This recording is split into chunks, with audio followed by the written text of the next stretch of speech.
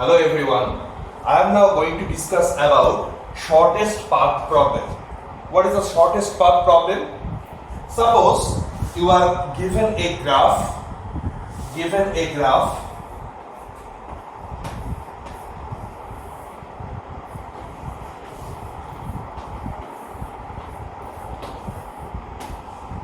let this is the graph given to you, okay, and let each edge is associated with some weights, and let A is the starting vertex and F is the end vertex.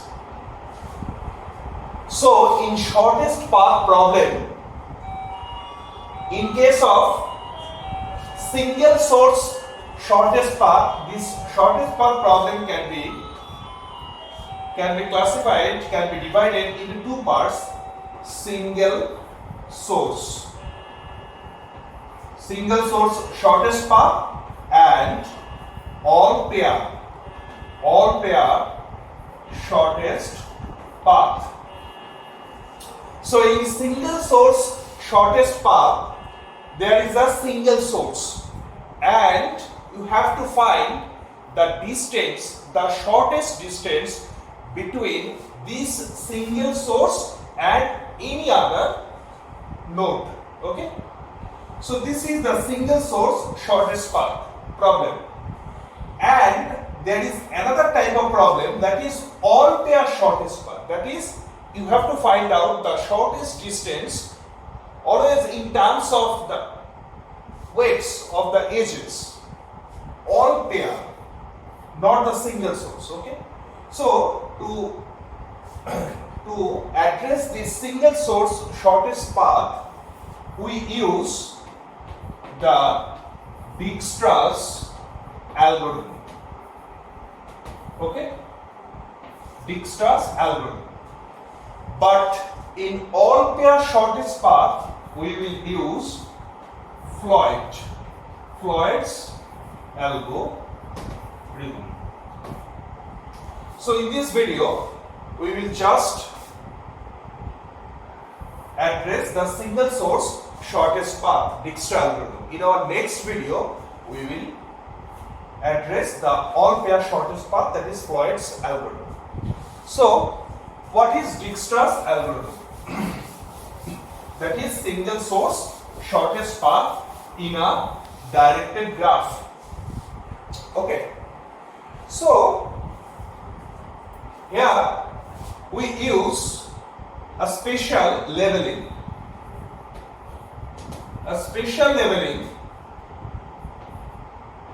UI, a special leveling UJ.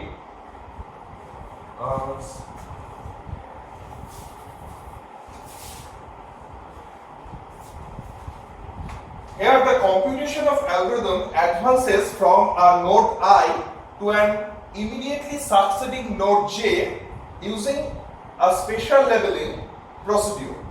Let UI is the distance from source node to node I. Okay, and let Bij is the distance from node I to node J. Okay, now this Bij is assumed that greater than is equal to 0. Then we use a special leveling that Uji, this is equals to Ui plus Bij comma I. So what is this? What is ui? Ui is the distance from source node. Let the source node is 1. So from source node to ith node, the distance or weight is ui. Okay? And dij. What is dij? dij is the distance from node I to node j. So this is the distance from node I to node j. Okay? So uj, that is the distance from source node to jth node. This can be obtained by ui plus dj. This is quite obvious. And the second parameter I means this is this special leveling uj comma I. This is for jth node. This is for jth node. So this jth node can be achieved from the ith node. That's why the second parameter denotes the immediate predecessor of the current node. Okay? So for jth node, the leveling will be uj comma I. That is, from I we have to calculate the distance, and uj is equal to ui, that is distance from source node to the ith node plus from ith node to jth node, dij. Okay? So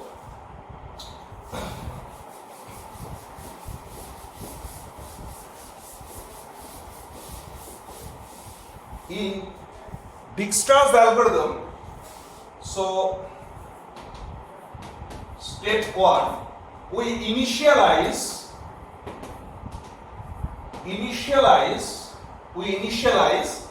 the source nodes leveling.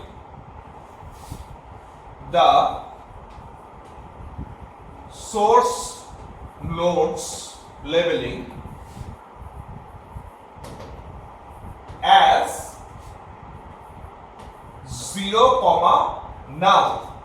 Okay, so the first parameter, that is uj, that is the distance, as source node is the parent node, so the distance is 0. This is the starting node, and null, that is source node's predecessor, is null always.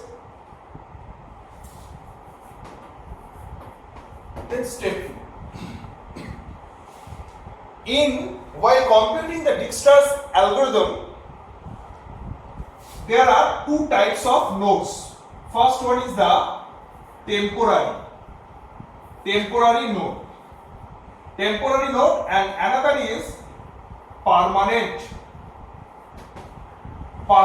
node. What is temporary node? Temporary node is that any intermediate computation in any intermediate in case of Dijkstra's algorithm, nodes can be classified as two types, temporary and permanent. A temporary level can be replaced with another level if a shorter distance is found. So initially we label every node as temporary except the initial node, because the source node, initial node, starting node, always its distance is 0, and as the predecessor is null, so we put null, and its labeling is permanent. Okay, but any successor of the starting node have the label temporary. Then if there are any shortest distance from, if we can find any shortest distance from source to that particular node, then we can replace the temporary level to the permanent level. Okay, so step 2. What is step 2? So for ith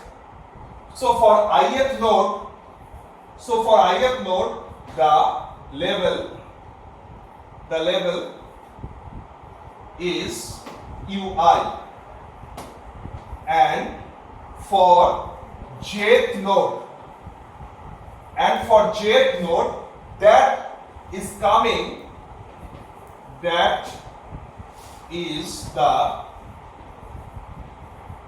successor of ith node. That is the successor of the ith node. Its distance is uj, and it is coming from I. So uji is equal to uj. So ui plus bij,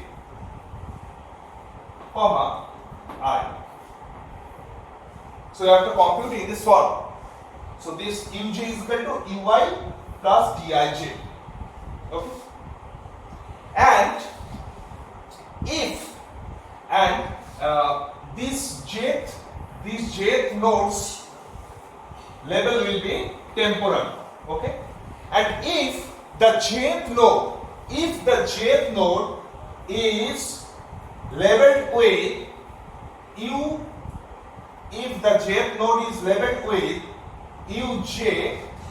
and k, if the jth node is labeled with uj and k, that is, this jth node is coming from kth node, not from the ith node. Okay.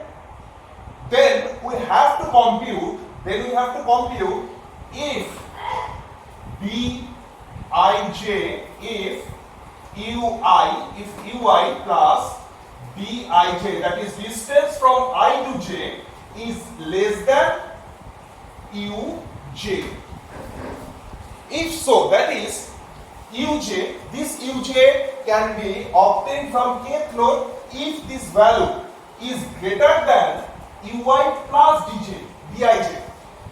Then we just replace this uj k with the level uji. Okay.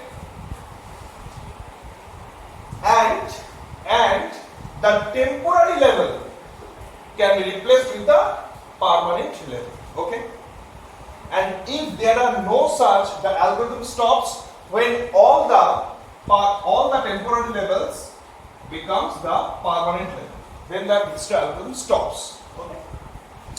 But suppose there is an intermediate state when there are more than two numbers of temporary nodes. Okay. Then any of the node can be taken arbitrarily. If there are more than two number of temporary nodes are there, then we have to choose the node with temporary level with smallest value, with smallest uj value. Okay. And if two or three temporary nodes have same value, same uj value, then tie can be broken arbitrarily. Okay. And the algorithm stops when all the temporary nodes become the permanent nodes. Okay. In our next video, we will just execute an example with the help of this Dijkstra's algorithm. Thank you.